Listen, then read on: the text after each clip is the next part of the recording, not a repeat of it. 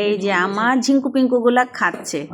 মরিয়মকে খাওয়া অভ্যাস করাচ্ছ, ওরা অনেক ছোট, আর ওদেরকে যদি এমনভাবে না শেখানো হয় পরে তো ওরা শিখবে না।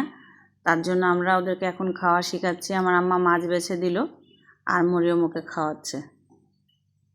এই যে ঝিকু পিকু খাচ্ছে, তেমন খাচ্ছে না, খুবই কম, মুখে দিচ্ছে না, জোর করে করে দাওয়াতে হচ্ছে।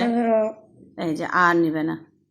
আর এই যে মিজবাদের আম্মা মাছ বাছলো, এই যে কাঁটাগুলো আলাদা করে ফেলেছে সব মাছের। এই যে মাছ বেছে দিয়েছে, ওরা খাচ্ছে।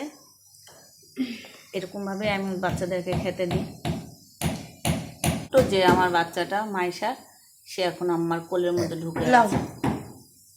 আমার 4টা বাচ্চা ছিল, 4টা বাচ্চাই তো ছোট ছোট, কি আর করবো।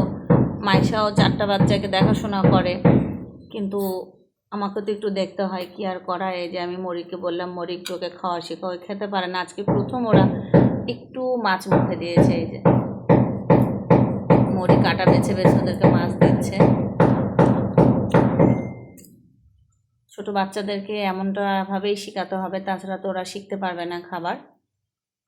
আর আমি ওদেরকে যখন ওদের ঘর থেকে বের করার পরে এমনভাবে কম্বলের উপরেই রাখি, কারণ ঠান্ডা লেগে যাবে বাচ্চাদের। দেখেন ও কি সুন্দরভাবে আছে, ওরা সবাই সুন্দরভাবে এমনভাবেই থাকে। এই যে সবাই কম্বলের উপরেই রাখি, কারণ ঠান্ডা লেগে যাবে তাই।